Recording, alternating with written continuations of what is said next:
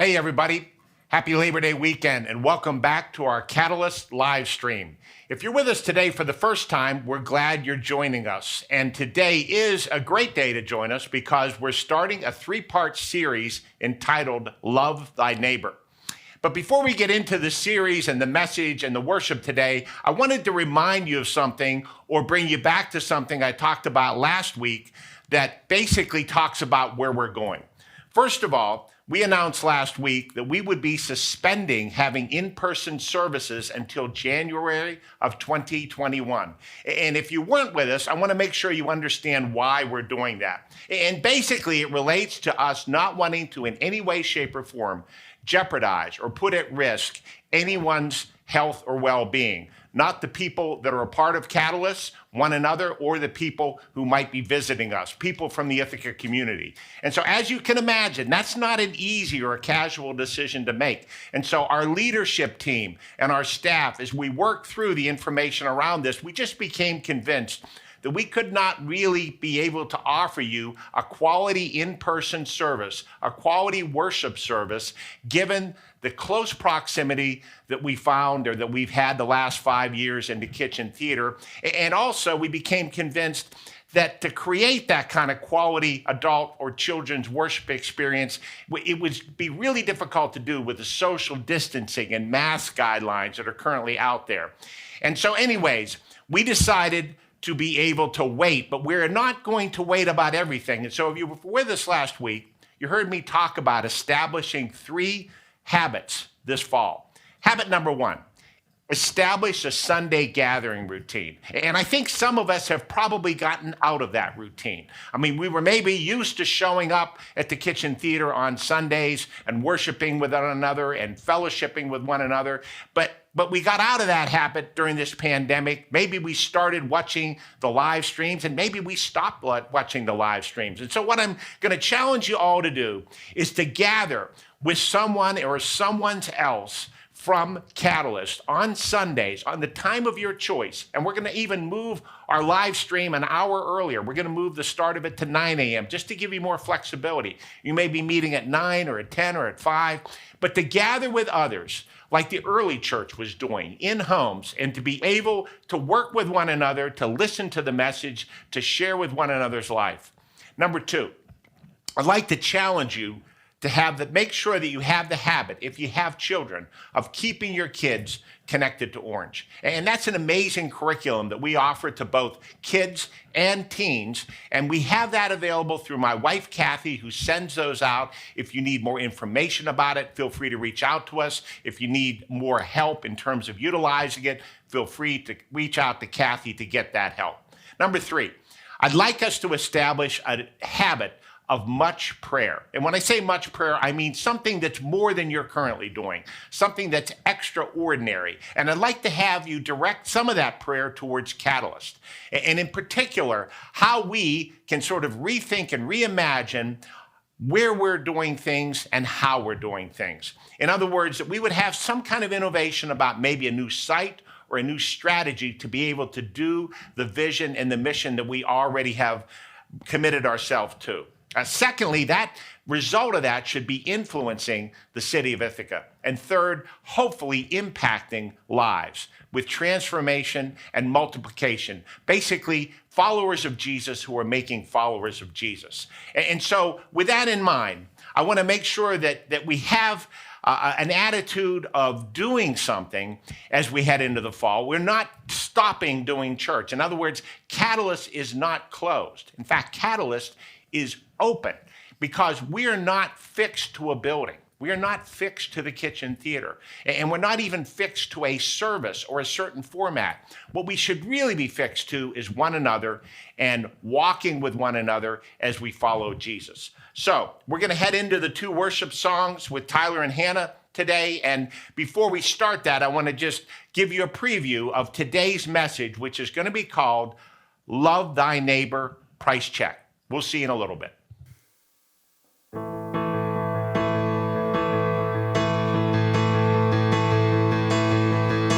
The greatest day in history. Death is beaten, you have rescued me. Sing it out, Jesus is alive. empty cross, the empty grave. Life eternal, you have won the day. Shout it out, Jesus is alive. He's alive. And oh, happy day, happy day. You washed my sins away. Oh, happy day, happy day. I'll never be the same. Forever I am changed.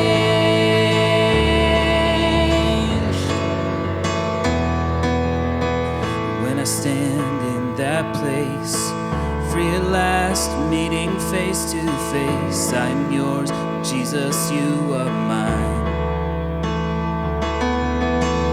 Endless joy and perfect peace, earthly pain finally will cease. Celebrate, Jesus is alive.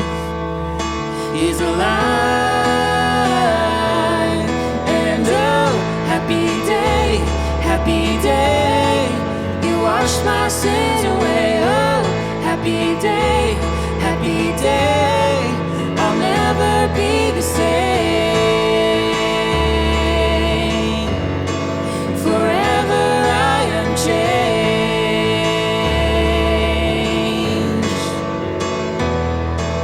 And oh, what a glorious day. What a glorious way that you have saved me. And oh, what a glorious day. What a glorious name. The name of Jesus. Yeah. Oh, happy day, happy day. You washed my sin away. Oh, happy day, happy day. I'll never be the same. Oh, happy day, happy day. You washed my sins away. Oh, happy day, happy day. I'll never be the same. Forever I am changed. I'll never be the same. Forever I am changed.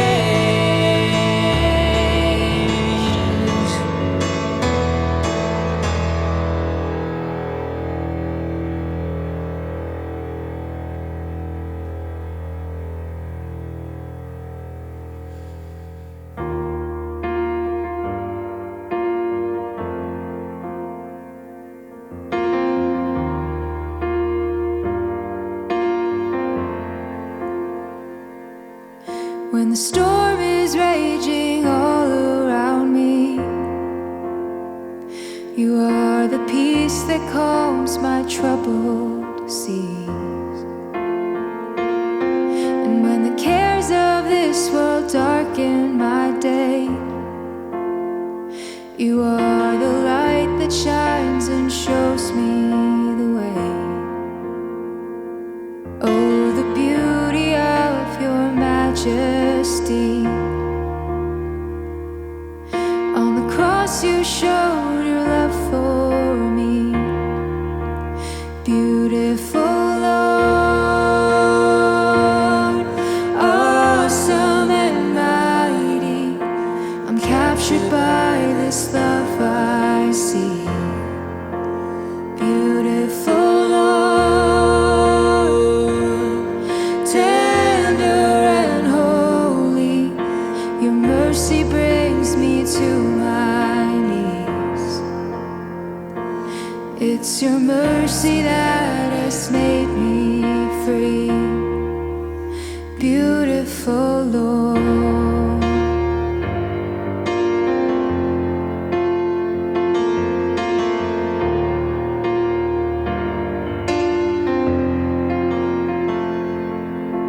When sin is all that I can see, your grace remains the shelter that I seek. And when my weakness is all I can get,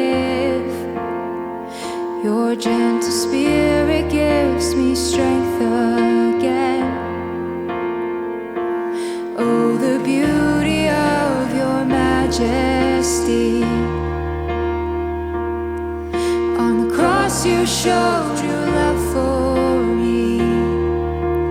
Beautiful Lord,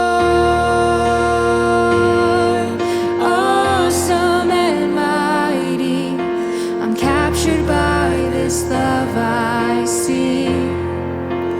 Beautiful Lord, tender and holy, your mercy brings me to my knees. I am lifted by your love to sing. It's your mercy that has made me free. I am lifted by your love to sing. It's your mercy that has made me free. I am lifted by your love to sing. It's your mercy that has made me free. I am lifted by your love to sing. It's your mercy that has made me free. Oh, the beauty of your majesty. On the cross you showed your love for me. Beautiful Lord, awesome and mighty, I'm captured by this love I see. Beautiful Lord, tender and holy, your mercy brings me to my knees. It's your mercy that has made me free. Beautiful Lord.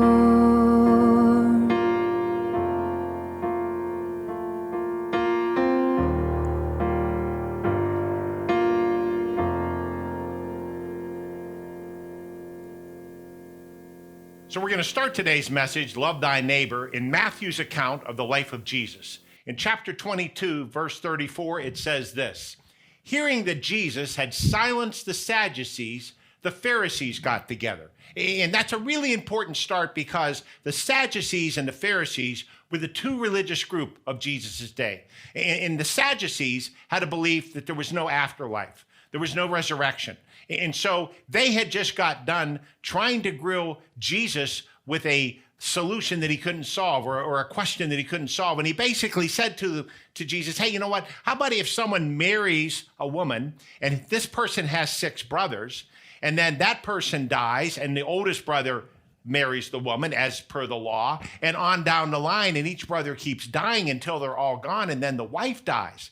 So whose wife is it at that point in time? And Jesus just turned to them and he said, you guys, you don't understand the scriptures and you don't understand the power and who God is. And he said, in the resurrection, there is no marriage. And in fact, haven't you read where it says, I am the God of Abraham, the God of Isaac, and the God of Jacob? And if he's the God of those 3 individuals who you know are no longer on the earth, how can there not be a resurrection? And sort of after he had befuddled the Sadducees, the Pharisees decided, well, we're going to get this right. We're going to somehow take him down and we're going to stump him. And so it says that one of them, an expert in the law, tested Jesus. And he tested Jesus with a question. He said, teacher, which is the greatest commandment in the law? And what you got to really understand is that question, asking for the greatest commandment, would mean the greatest of 613, which is the number of laws there were, the number of commandments in the Mosaic law. And so asking that question to sort of stump Jesus, Jesus responds immediately. And he turns to him and he says this, he says, Jesus replied, love the Lord your God with all your heart and with all your soul and with all your mind. And so in other words, when they said, what's the most important rule, Jesus, when it comes to following and being right with God? Jesus right away said, we got to love God. And you got to love him with all your heart and all your soul and all your mind. And I love the way this is expressed in the Passion Translation, where it says, Love the Lord your God with every passion of your heart. Love the Lord your God with all the energy of your being. Love the Lord your God with every thought that comes into your mind. What a challenging picture that is. It means basically an all-in kind of love where nothing is held back. And so having given them this first commandment, it goes on and it says this. This is the first and greatest commandment, and the second is like it. Love your neighbor as yourself. And that confused the Pharisees because they're like it, we only asked for one command. He's giving us two, but Jesus wasn't really giving them two. He was giving them 1A and 1B because basically Jesus was saying that love for God is not possible unless it's demonstrated and authenticated by love for others, by loving your neighbor. And Jesus ends this by saying all the law and the prophets hang on these two commandments, this 1A and 1B. And what he's really saying is that all 613 of the rules really depend on these two, 1A, 1B. Love God, love your neighbor. If you do that, don't worry about anything else. It's almost, think of it like hanging a coat on a hook. If the coat is the 613 laws, Jesus is basically saying, if you hang them on a hook that says love God and love your neighbor, you don't have to worry about the rest of the rules.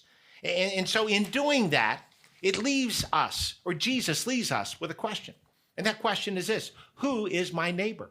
Who is my neighbor? In other words, how do you define neighbor? I mean, is it the person next door? Is it the person I'm living in an apartment building that's in the door next to me? Or is it the house next to me if I'm living in a neighborhood? Is it just anybody who's in my building or anybody who's in my neighborhood? My development, is that who my neighbor is? Well, if you look at the original Aramaic, that word means one who is close to you. And it's not just talking about physical distance. It's not just talking about proximity. It's talking about emotional closeness. It's talking about, basically, it's saying that your neighbor is someone in the ripple effect of your life. The neighbor is someone in the ripple effect of your life. And so anybody who your life is touching, that is your neighbor. Not just the guy next door, not just the people, the family that is next to you. And so these three words, love thy neighbor or love your neighbor, they're not just a Christian cliche. They're not just something we have to add to the list. They're the most important thing to God. They are the things that Jesus said are most important to God, and not just the vertical love for God, but the horizontal love for one another. In fact, Jesus was basically saying you can't have one without the other.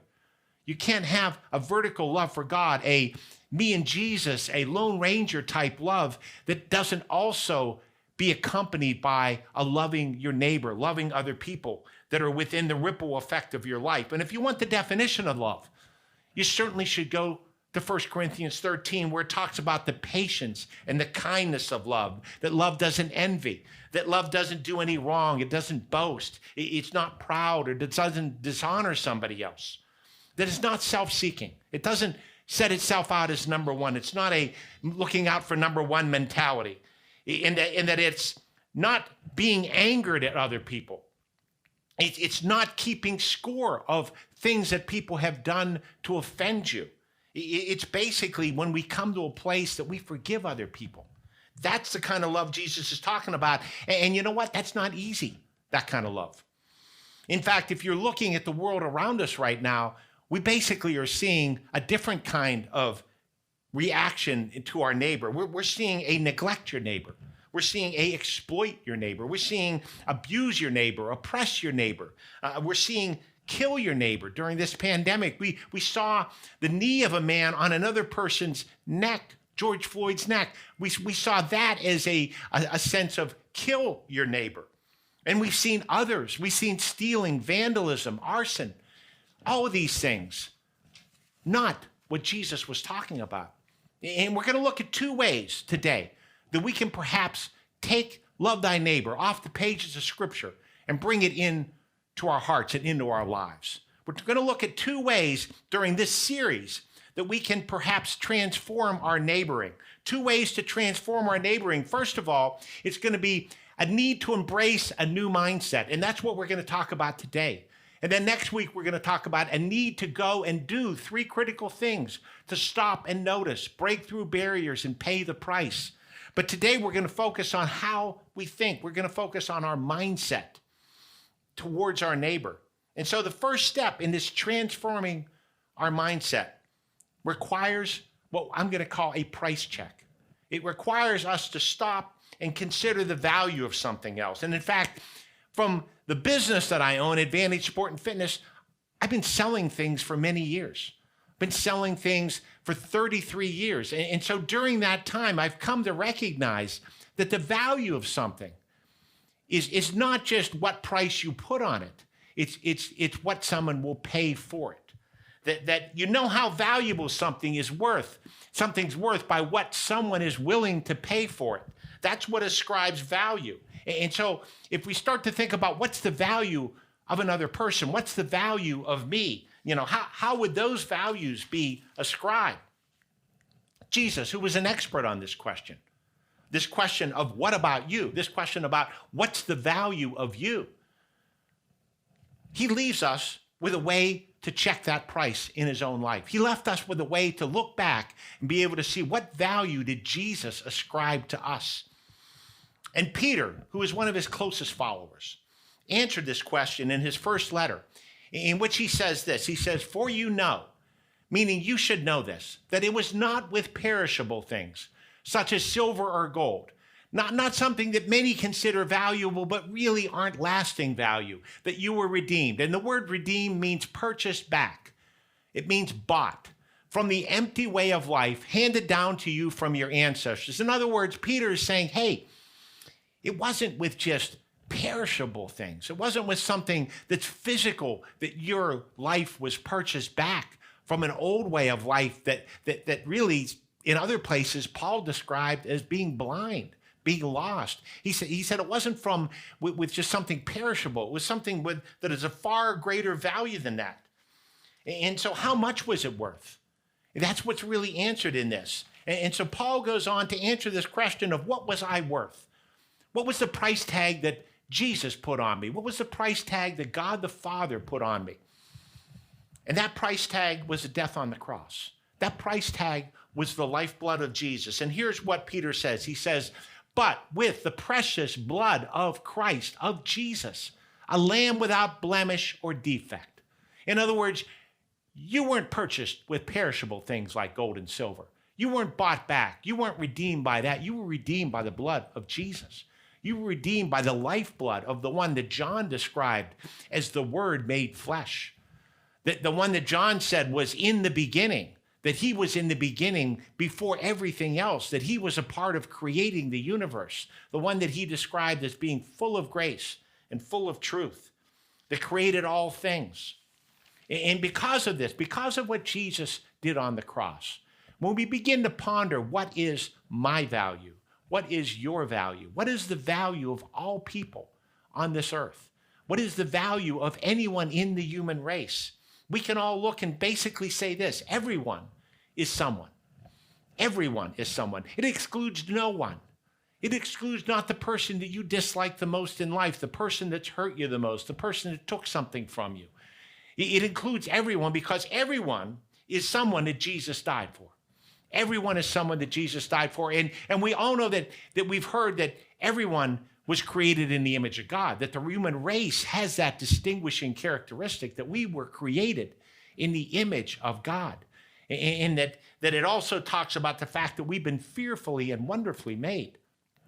But far greater than that, everyone is someone that Jesus died for.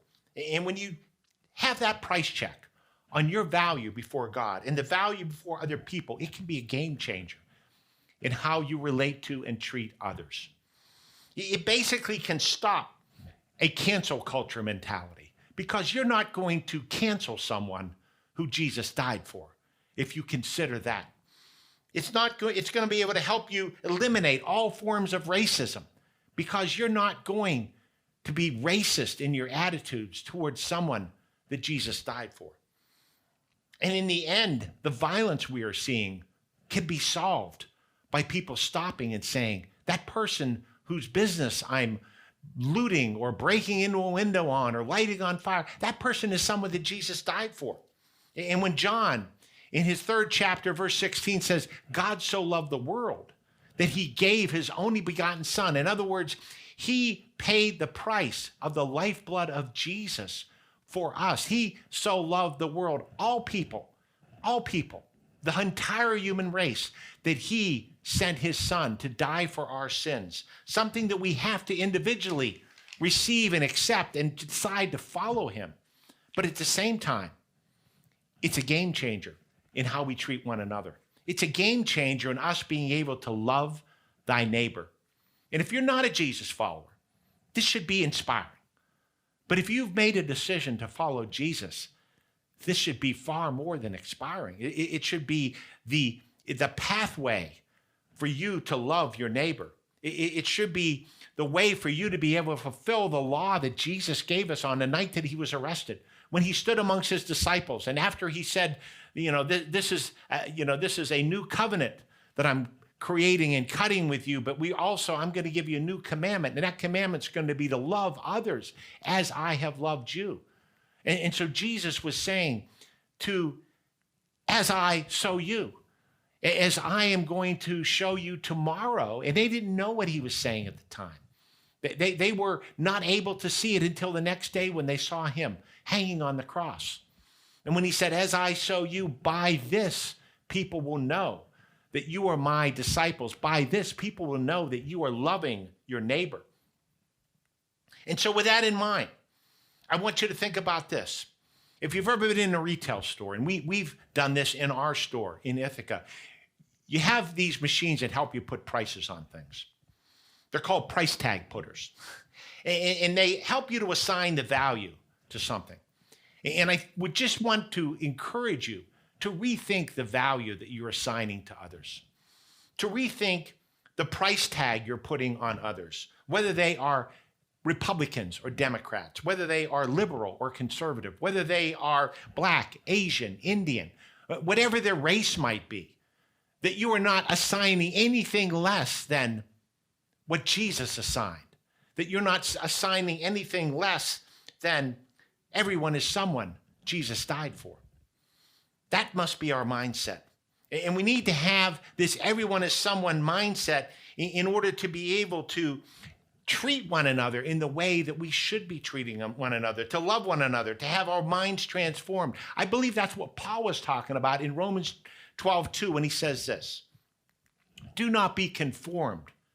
Do not be conformed to the patterns, to the ways of this world. And I would really speak that to you right now, because if you think about what's happening in this world right now, it's very similar to 50 years ago, in the late 1960s and the early 1970s, when this country was in a very similar time. And in fact, there was not only civil unrest, there were not only protests related to civil injustices, but there were protests related to the Vietnam War. There were political divides. There were racial divides. And there was also a pandemic. And I think some of us don't even think about that. It was called the Hong Kong flu. And 100,000 people died of the Hong Kong flu in the peak of that pandemic. And though even we've had more deaths to COVID-19 at this point, I can say with confidence that the combined stresses that were happening there were equal to or greater than what we're facing right now. And we saw some of the very same things happening. People were protesting, yes, but they were going beyond protesting. There were bombings. There was looting. There were takeovers of buildings and takeovers of areas. And this kind of thing that was happening back then was solved by something that's very interesting. And I'm not saying it's the only solution, but something was born in the late 1960s and early 1970s, and it's called the Jesus movement.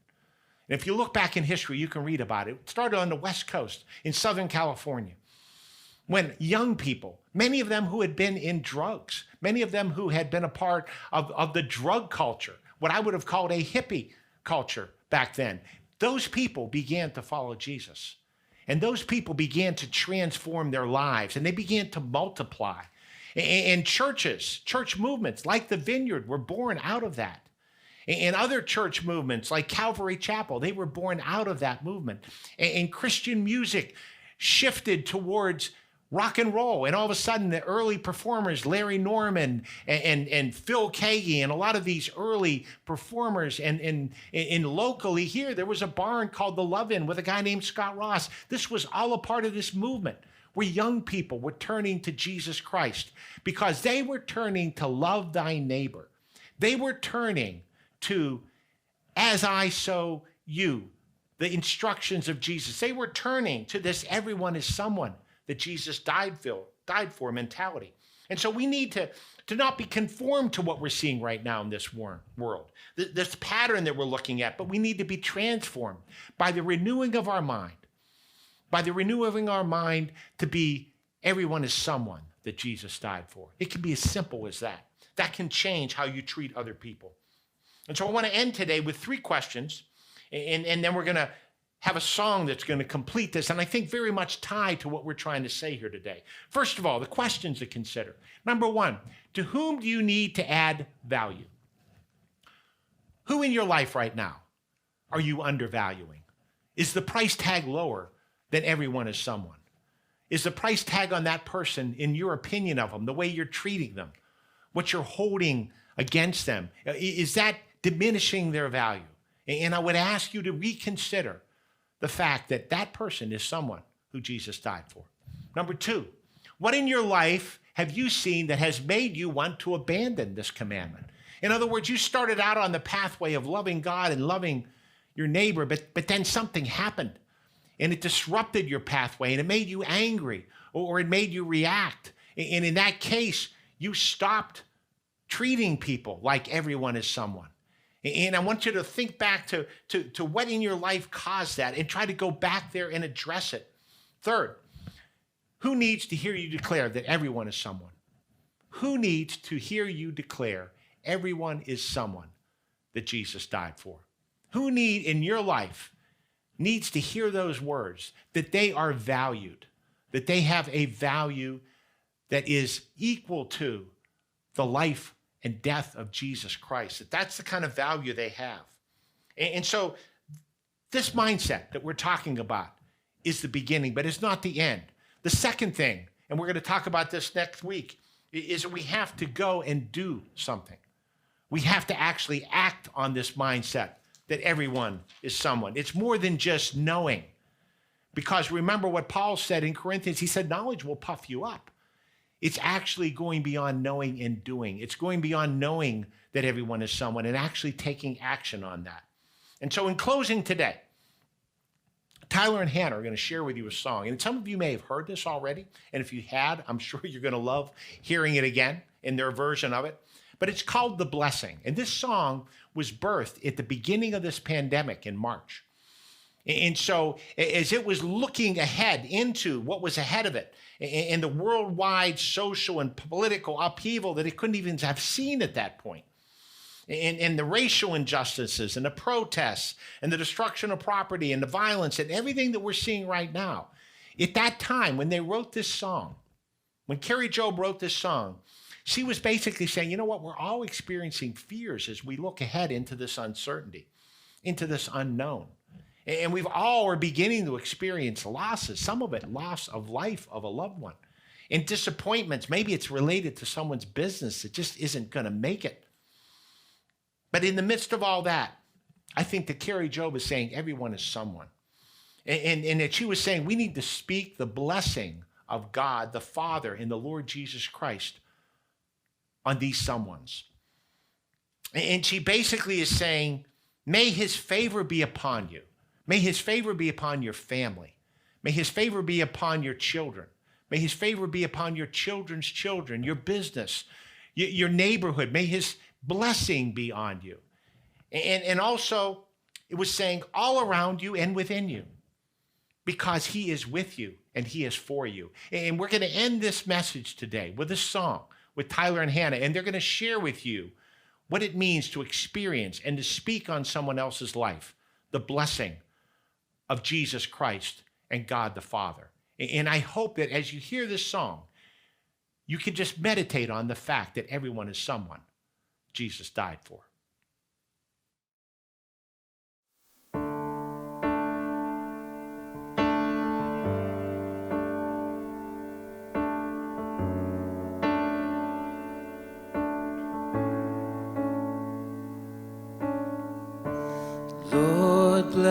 bless you and keep you, make his face shine upon you, be gracious to you. Lord, turn his face toward you and give you peace. The Lord bless you and keep you, make his face shine upon you, be gracious to you. Lord, turn his face toward you and give you peace.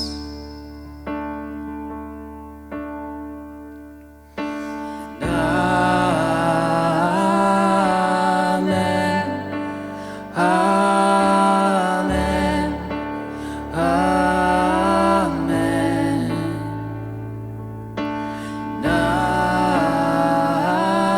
Amen. Amen. Lord bless you and keep you, make his face shine upon you, be gracious to you. Lord, turn his face toward you and give you peace. Amen. Amen. Amen.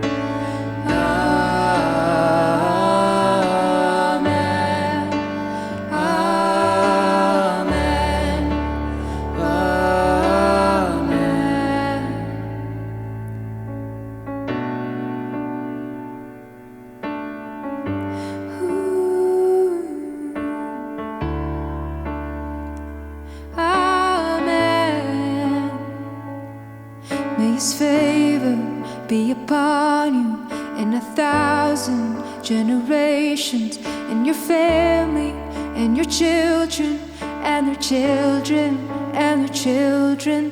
May His favor be upon you and 1,000 generations, and your family and your children and their children and their children.